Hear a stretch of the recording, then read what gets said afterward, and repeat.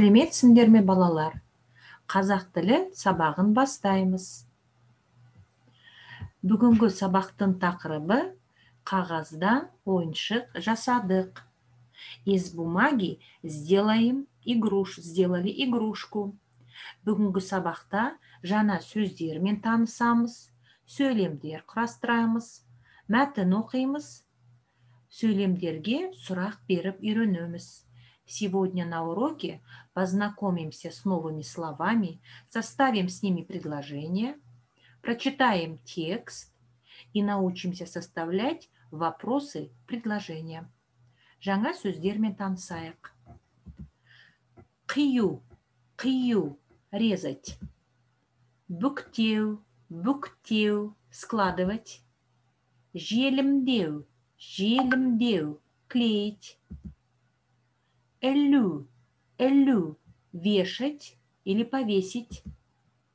Қылқалам, кисточка. Өрнек, узор, орнамент. Бояу, краска или глагол красить. Жақсы балалар, енді осы сөздермен сөйлем құрастырайық. Ребята, сегодня вы познакомились с новыми глаголами. Посмотрите на первый рисунок. Мальчик режет бумагу. Резать – это қию. Теперь, как сказать «я режу»? Мен қиямын.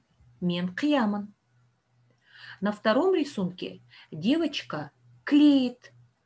Поставим глагол во втором лице. Сен желімдейсің.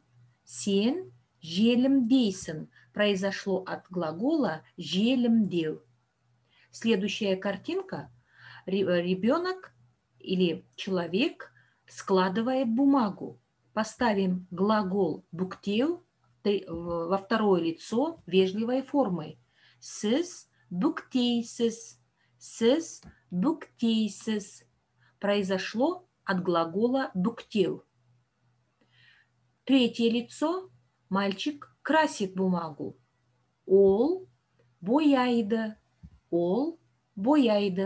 Мы повторили с вами глаголы қию, желімдеу, бүктеу, бояу. Жақсы балалар? Енді грамматиканы еске түсірейік. Личное окончание глаголов. Мен қидым. Действие уже произошло. Я резал. Сен қидың. Ты резал. Сіз қидыңыз. Вы резали. Ол қиды. Он или она резала бумагу, например. Біз қидық. Мы резали. Сендер қидыңдар. Вы резали. Сіздер қидыңыздар. Вы резали. Олар қиды. Они резали. Ребята, обратите внимание, что в глаголах есть два вида окончания. Окончание жіктік, жалғау. Окончание во множественном числе и в единственном числах. Теперь посмотрите на домашнее задание. Вам нужно будет проспрягать глаголы бүктеу и жапсыру. Бүктеу – складывать, жапсыру – клеить.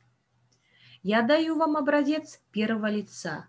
Мен бүктедім. Мен жапсырдым. По образцу, который вы только что прослушали, қидым, проспрягайте эти слова в единственном и во множественном числах. Отправляйте это задание голосовым сообщением учителю. Жақсы балалар, енді оқулықты ашамыз. Екінші тапсырма 20-шы бет. Мәтінді тыңдаймыз. Бүгін демалыс. Саша екеуміз қағазға түрлі өрнектердің суретін салдық. Мен қағазды қидым. Саша оны бояды. Өрнектерді желіммен жапсырды. Оны үйге іліп қоямыз. Біз қағаздан әртүрлі ойыншық жасадық. Саша түлкі жасады. Мен оны боядым. Бүгін демалыс. Сегодня выходной. Саша екеуміз қағазға түрлі өрнектердің суретін салдық. Мы с Сашей нарисовали на бумаге разные узоры. Мен қағазды қидым. Я разрезал бумагу. Саша оны бояды. Саша ее покрасил. Өрнектерді желіммен жабыстырды. Узоры приклеил клеем. Оны үйге іліп қоямыз. Их повесим дома. Біз қағаздан әртүрлі ойыншық жасадық. Мы из бумаги сделали разные игрушки. Саша түлкі жасады. Саша сделал лису. Мен оны боядым. Я ее раскрасил. Ребята, прочитайте этот текст 2-3 раза. Обратите внимание на правильное произношение специфических звуков казахского языка. А сейчас, ребята, мы сделаем такое задание. Мы привыкли, что был задан вопрос, а мы на него искали ответ в тексте. Сегодня задание немножко другое. Төртінші тапсырма, 21 бет. Дополни диалог. Ребята, что такое диалог? Диалог – это разговор между двумя или несколькими лиц. Первый ответ – бүгін демалыс. Нужно задать вопрос. Бүгін демалыс. Сегодня выходной. Какой же можно задать вопрос? Подумаем. Тексереміз. Бүгін не демалыс. Жақсы. Екінші сөйлем. Саша мен Әлібек қағаздан ойыншық жасады. Саша и Әлібек сделали что? Игрушку из бумаги.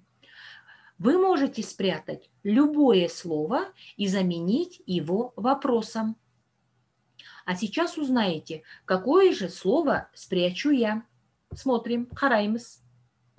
Кімдер қағаздан ойыншық жасады?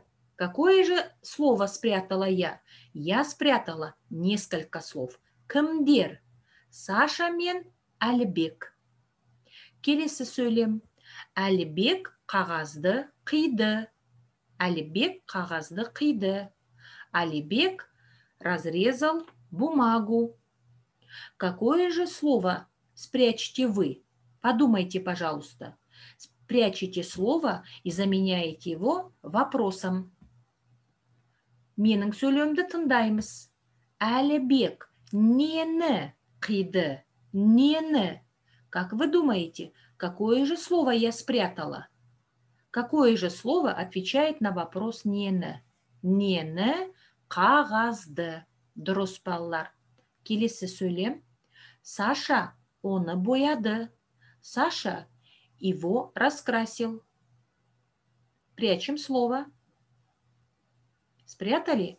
А теперь посмотрите, какое же слово спрятала я. Саша оны не істеді. Не істеді. Бояды. Значит, я какое слово спрятала, ребята? Жарайсыңдар. Я спрятала слово бояды. Бояды, не істеді. И последнее предложение. Олар қағаздан әртүрлі ойыншық жасады. Они из бумаги сделали различные игрушки. Предложение какое длинное. Какое же слово выбрать? Я выбрала для себя слово. А вы? А теперь посмотрите, какое же слово я спрятала. Олар неден әртүрлі ойыншық жасады. Вопрос неден. Так какое же слово я спрятала? Неден. Қағаздан. Из чего? Из бумаги. Ребята, еще раз проделайте это задание. Вы можете спрятать любые другие слова. Жарайсыңдар, балалар. Енді келесі тапсырмаға көшеміз. Сейчас внимательно рассмотрите картинку. Нам нужно по рисунку составить предложение. Наше предложение должно отвечать на вопрос «Кім не істеді?» Кім не істеді? Кто что делал? Бірінші суретке қараймыз. Бұл Света.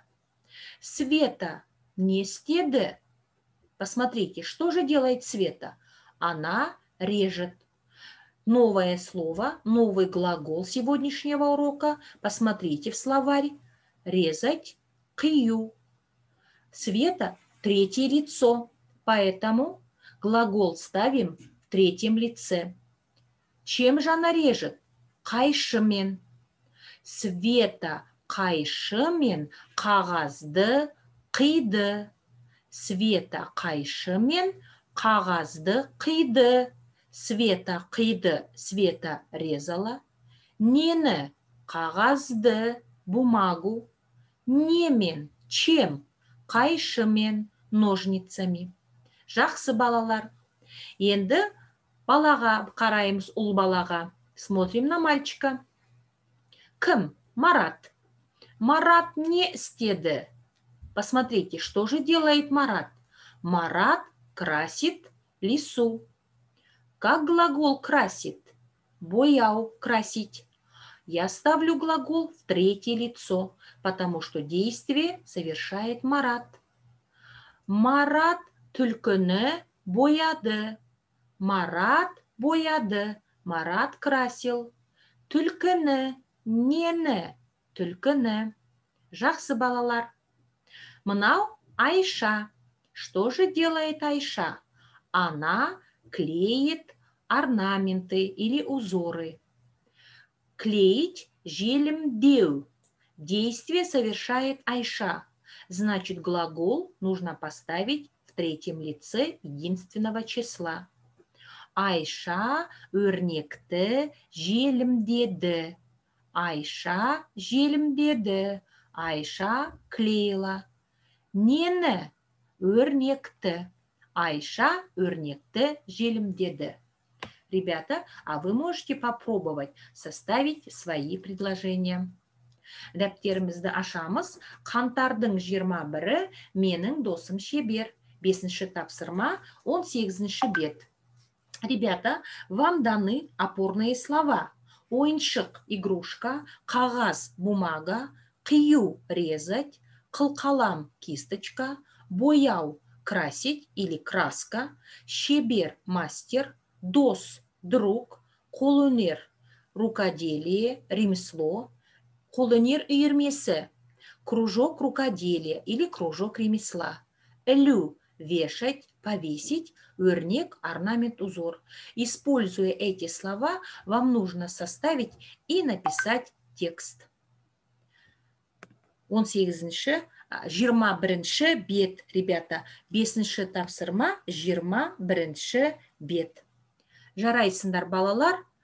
Түсіндім, сұрақ бар, түсінбедім. Я надеюсь, что сегодня вам было все понятно. Спасибо всем за урок. Сабақ аяқталды. Сау болыңдар балалар.